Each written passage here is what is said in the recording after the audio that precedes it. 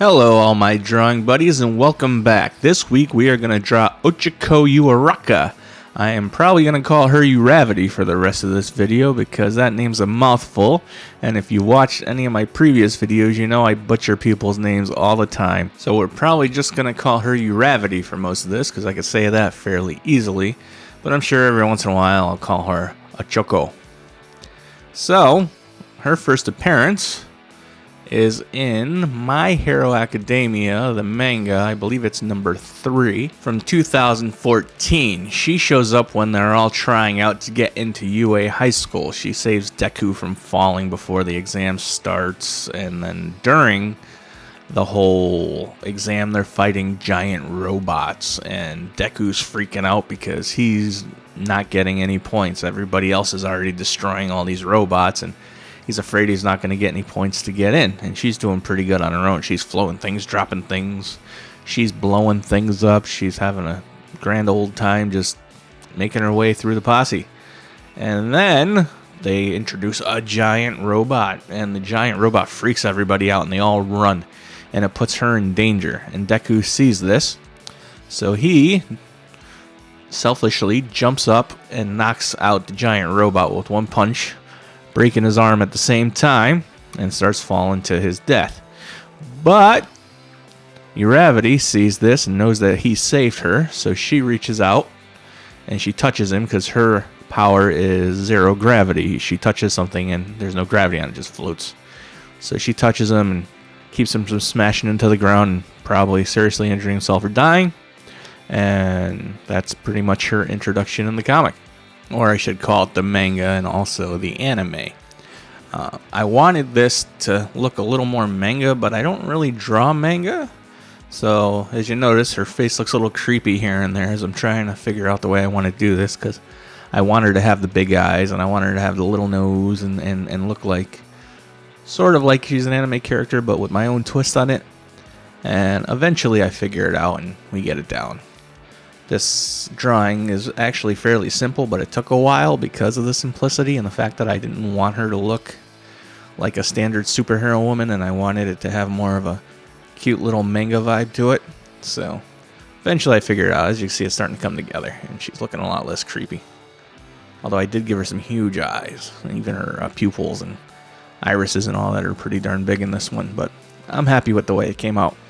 I left all the ugliness of my sketching in here like I always do, just because I want you to see that, you know, it doesn't always have to be perfect from the start. You're gonna make a mess. You gotta find your way sometimes in these drawings, especially when you're doing something you don't normally do and it's something you're a little bit unfamiliar with, like drawing something to look more anime than you normally get. And I left it all in here so you can see it warts and all. In fact, at the end, I noticed I forgot a few things, like the black dots on her chest and the rosiness of her cheeks. But these are little details that I thought were important to her character, so I made sure to add them in. So in the end, this actually took a little longer than it probably should have to finish, because one, I wanted to get the manga look right, well, manga look-ish right. Obviously she doesn't look like a straight up manga character, and if she does, it's more of a classic 80s-ish manga than a modern manga, but it fits more in the way that I draw things, so I'm definitely happy with the way she came out in the end.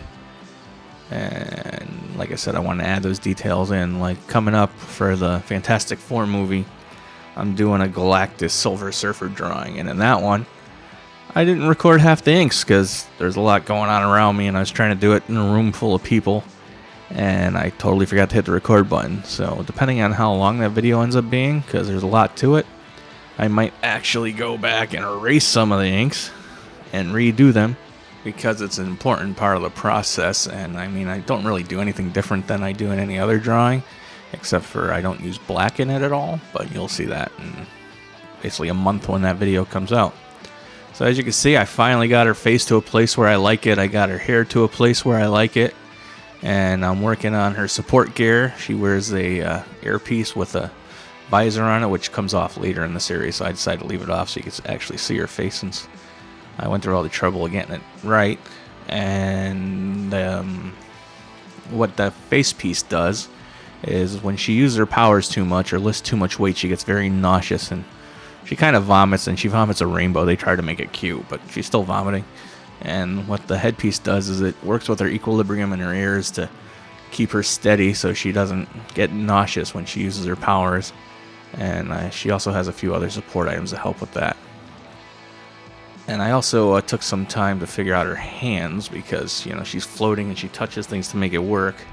So I figured you should see all her fingers and get all that done the right way. So we spent a little extra time getting her hands right. Plus, I want her jumping towards you so there's a bit of perspective going on with her to give it some motion, even though she's kind of just floating in the air.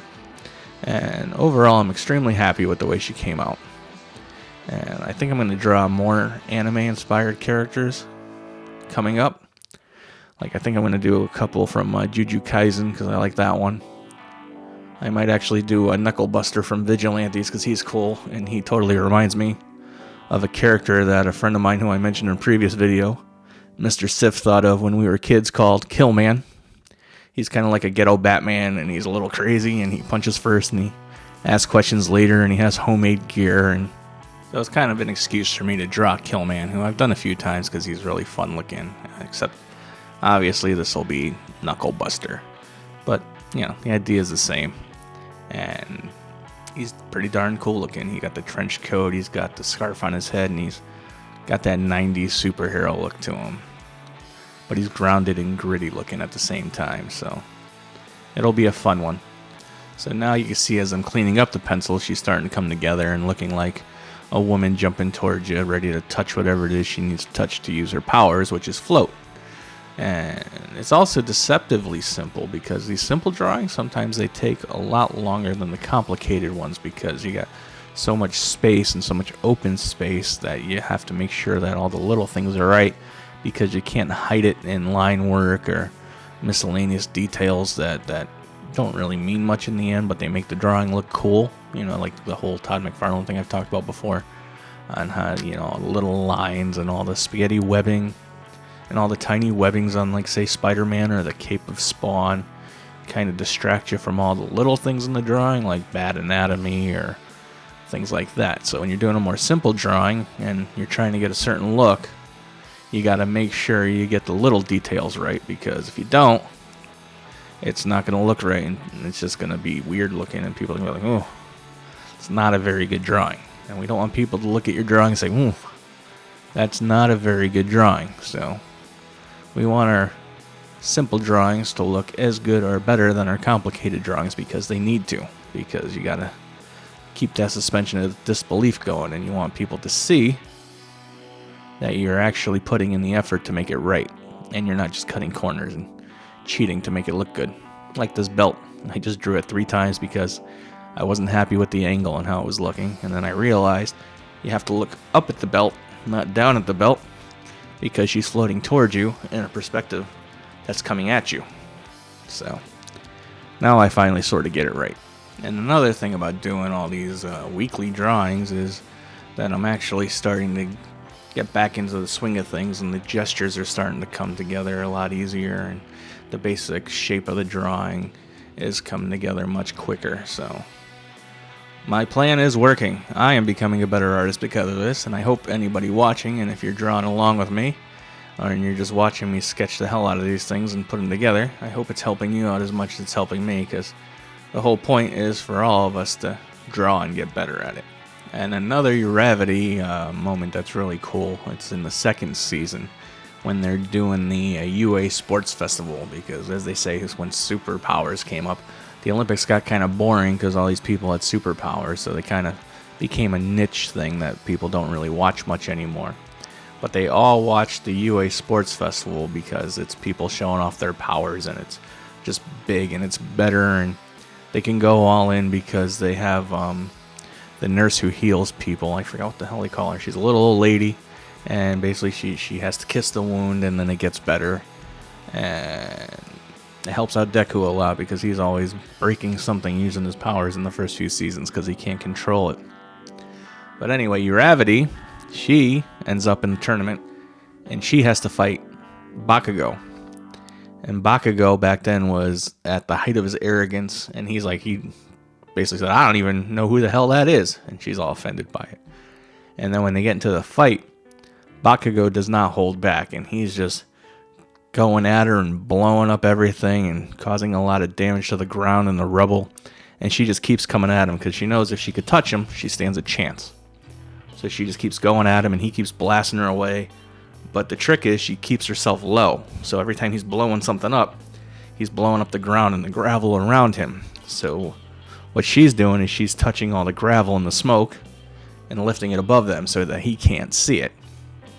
And then when it gets to a certain level and she's got enough, she touches her fingers to release the gravity, and everything starts falling down like a meteor shower at him. And Bakugo looks up like, ah, damn, this is not good.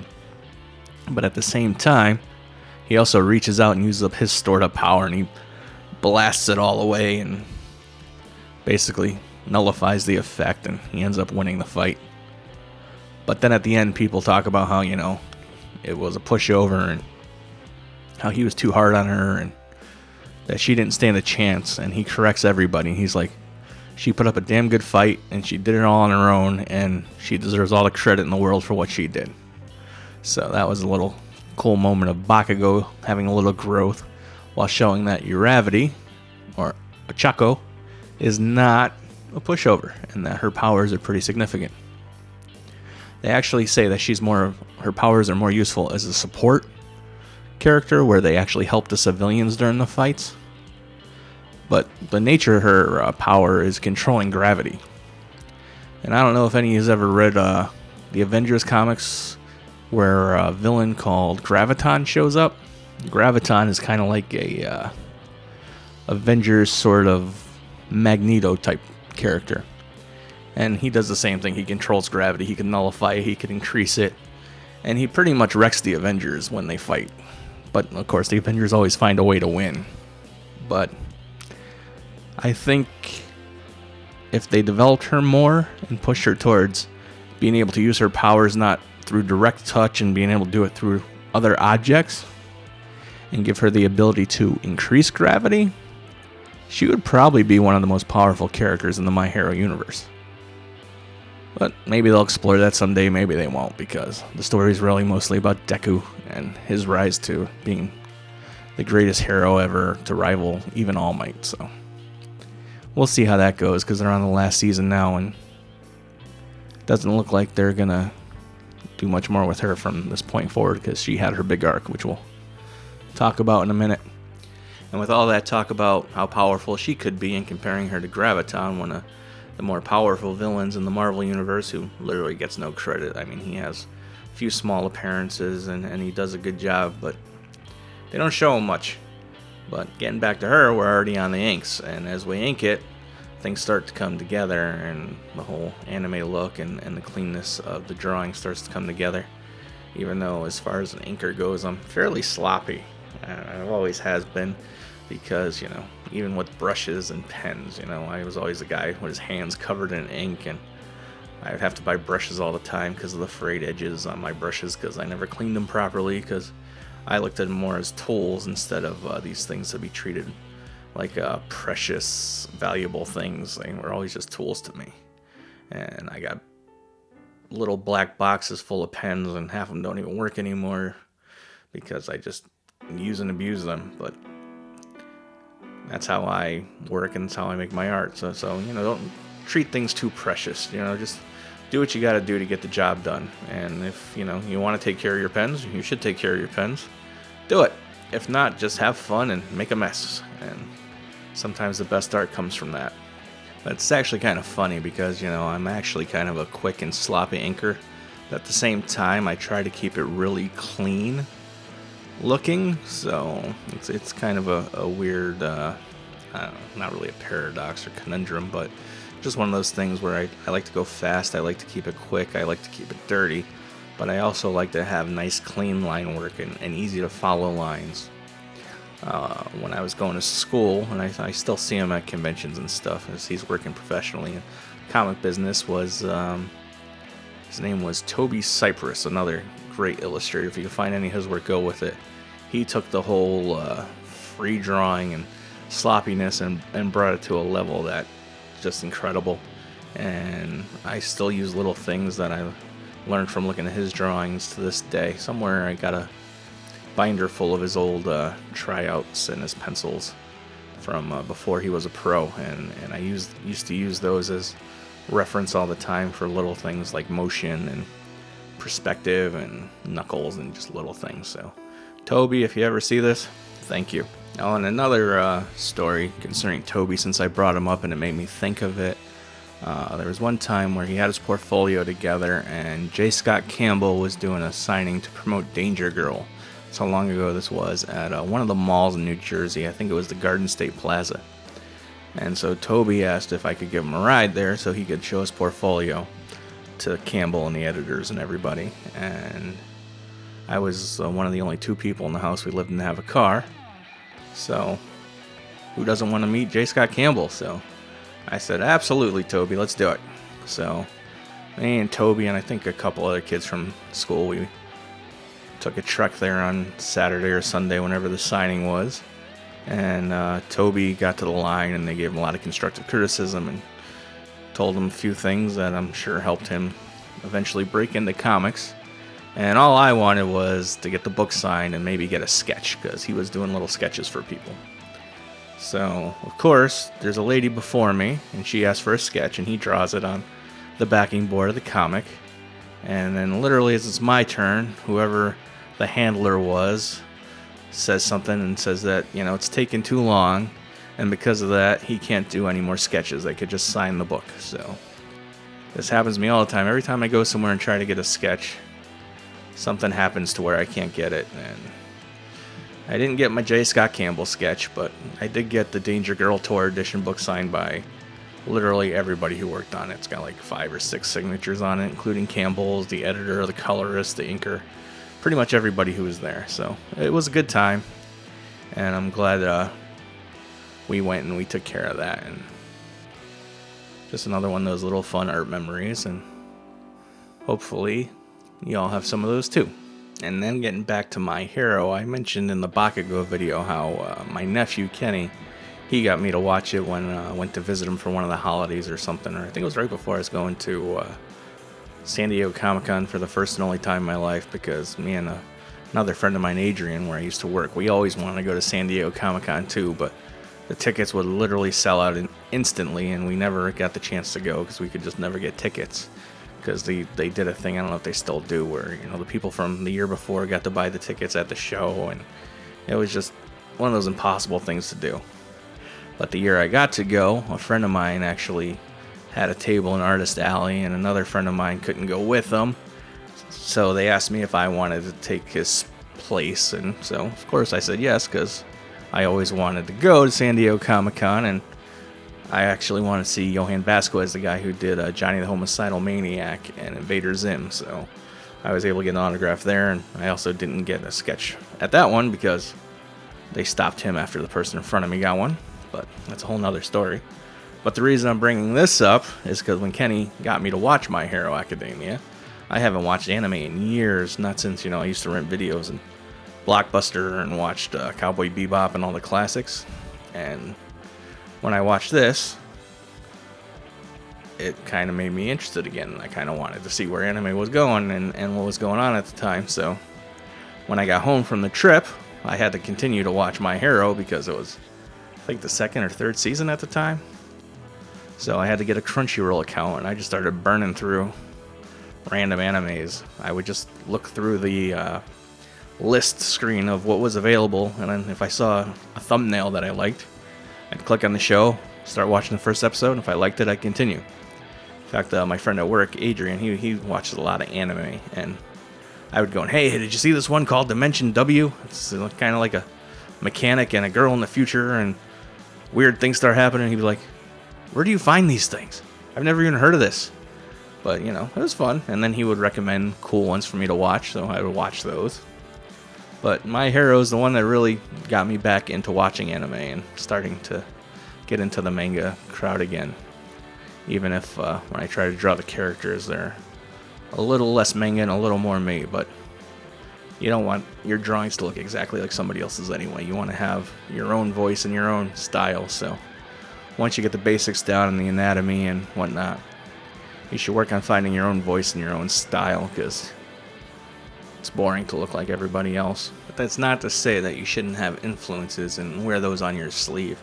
I'm sure that if you knew who mine were, which I'll tell you, they're mostly people like Frank Miller and indie guys like Rob Schrab and the aforementioned Johann Vasquez and Art Adams and a lot of the guys from the 90s like Mark Wernigo and people like that. So you can see all that in my drawings, but I don't draw exactly like any one of them. One of the good things about the simpler drawings is the inks usually go really fast. Like on this one, I think I spend a lot more time coloring it than inking it, even though the colors are pretty simple. I spend a bit of time figuring out the background. I don't actually draw a background, but I do another texture and swirl thing because I think it fits her powers and it offsets the lightness of her costume.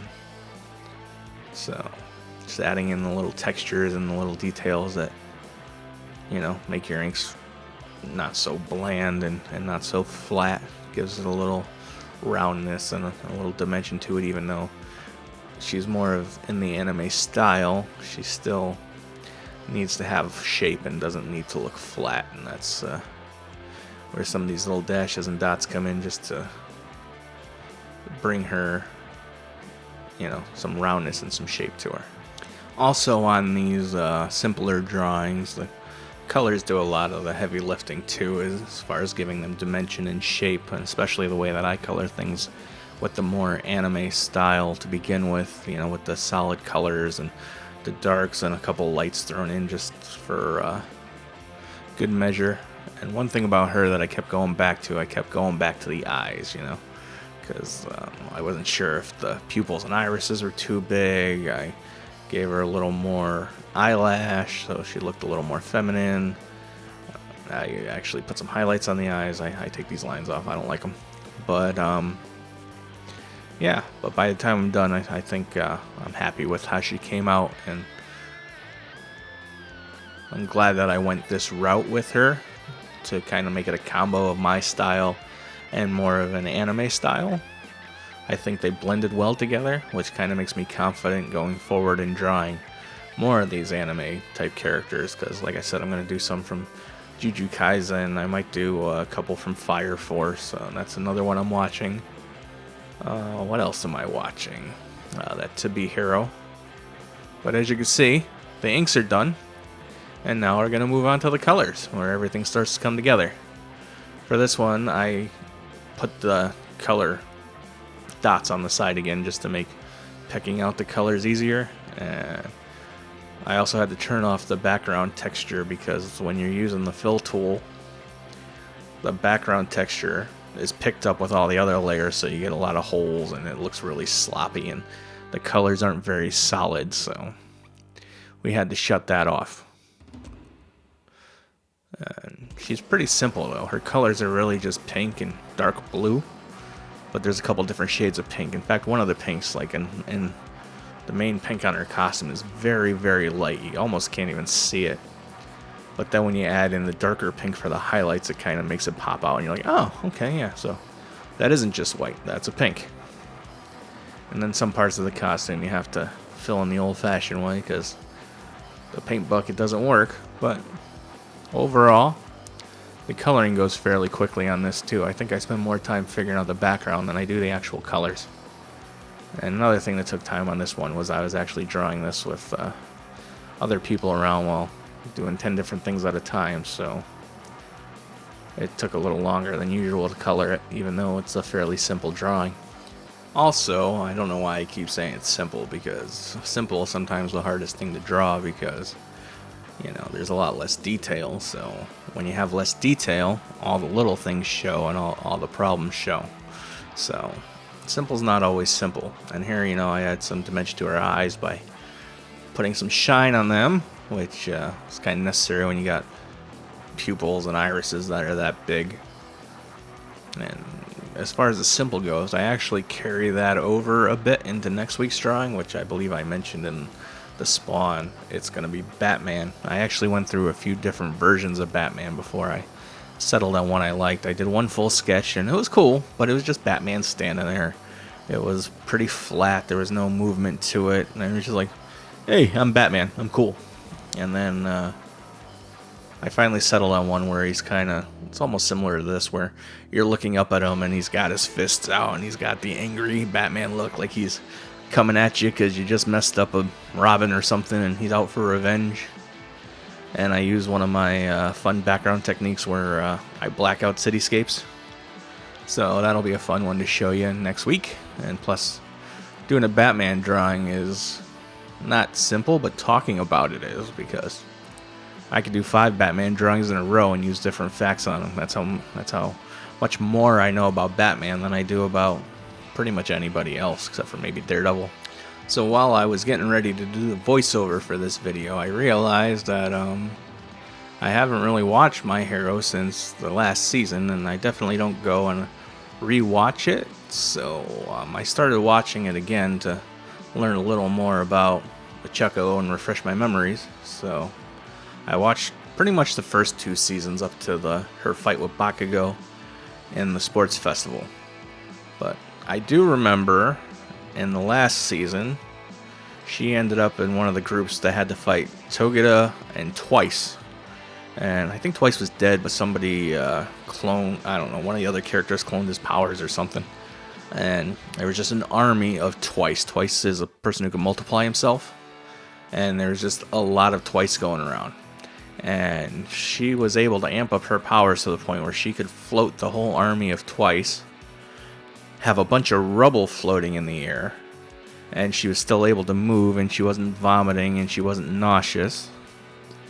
And then finally she gets to a big old fight with Togeda. I don't know if you know who Togeda is, if I'm even saying her name right, but she's a little crazy, and she's obsessed with blood. And her power is if she tastes your blood, she could basically mimic you. She's kind of like Mystique. She could look just like you. Her clothes change, everything, and she just becomes a clone of you. And the catch to her powers, if it's somebody that she really loves, she could also use their powers. Not everybody. Like even, people she's close with and friends, she can't really use their powers unless she truly respects and she loves you. So she takes Ochaco's form and powers and starts using them, and they fight each other. And Ochaco pretty much tries saving her, because she thinks she's a lost cause, but Ochaco thinks better, and she wants to help her. And basically she ends up letting herself get stabbed through the stomach, and she's pretty much dying. And Togeda sees the sacrifice, and she feels something for her, and she wants to save her, and she tells her that she loves her and she's gonna help her, and she gives her like a blood transfusion or whatever and keeps her from dying. But while she's doing that, it's also killing her, so she sacrifices herself to save Uravity. And it's one of those little touching moments. And so Uravity lives, Togeda dies saving her, and she's sort of redeemed at the end. See, I like this arc because it shows that Ochaco isn't just a support character. She has the power to actually help the heroes fight and maintain order and to take down the villains, while also showing how compassionate she is and how much she really wants to help people. And she's not just focused on how much money she can make and the fame of being a hero, even though one of the main reasons that she joined in the first place was because her parents, they work in construction and they're kind of poor, and their powers aren't all that spectacular. And when she finds out that her powers are useful, she wants to join the hero course so she can become a hero and help people, because she always wanted to do that. But she also wants to financially be able to help her family and do good by them. And her father just laughs when she says that. She's like, listen, you do good by you and you take care of yourself, and if you do get some kind of fame and fortune, don't worry about us and taking care of us. But if you want to send us on a nice vacation, that's fine. But you worry about yourself and you worry about your life. So she's kind of self-conscious about the fact that she's not well off or from a good family. Well, it's a good family, but as far as wealth goes. But she also talks about these things freely. And coming from a family that wasn't well off, it also gave her more of a compassion for others and a want to help people just selflessly, and not because she wants the fame and the fortune. She's also kind of has a crush on Deku, but she also realizes that crush wouldn't help her achieve her goal, so she kind of pushes it under the whole time. and they never really get to a point where they come together or talk about their feelings for each other. But then again, the show's not over yet either, and the last season's coming up, and I think they actually do have that in the manga, but I never read the manga. So if you read the manga and you know, and I'm wrong, I apologize, because I won't know till the last season comes out in August, and that runs its course to see where that goes. But I'm looking forward to it, and if you're watching this, you probably are too, because, you know, My Hero, I think, is one of the better animes out now, but there's so many, there could be a million better ones. I think there's 4 new ones every week, so who knows. As you can see, the coloring is coming along fairly quickly. One of her biggest features, I guess you could say, would be she has little rosy red cheeks. There's always pink dots on her cheeks, and I totally did not add those during the initial coloring stage, but when I was looking at the final drawing, and I realized that I forgot to add those, so I went back to the original file and I pushed record, and I recorded myself doing that at the end before I finalized the drawing. So I do add that in, so if you're yelling at the screen right now that she has pink rosy cheeks, I add those in at the end. And I also add in the circles on the chest of her costume, because I realized I forgot those too, because one of the main reference image that I used, she was turned to the side, and I didn't really see that. So I noticed that at the end too, and I added them in. And I think in the final drawing, I don't even leave the texture turned up that high on her, so that she's more straight in your face, bright colors over a textured background. And I feel that's a nice look for this one too. But as you can see, I'm just adding in the little details now, like giving some shading to her teeth and her eyes, because you don't want things to be completely white usually in a drawing, because it's just too much. Although when I do Batman, I leave his eyes stark white because he's Batman. And here I do a thing where I do a few different textures on the background.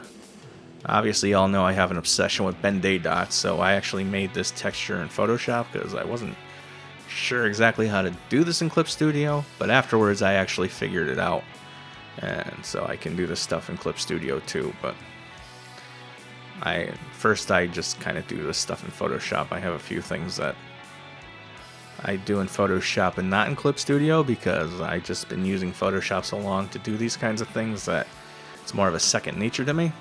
And one of these days I'm just going to do a video on different little things that I think will be helpful in Photoshop, like how to make a gradient Ben-Day pattern really simply, or how to pretty much make anything into a Ben-Day pattern fairly simply. With Clip Studio, the only thing I figured out was that you can use it as kind of like a fill, even with texture. So I'll go through all that. And I also picked the swirl pattern out that I had in an old folder full of textures that I had, so I don't really know where it came from.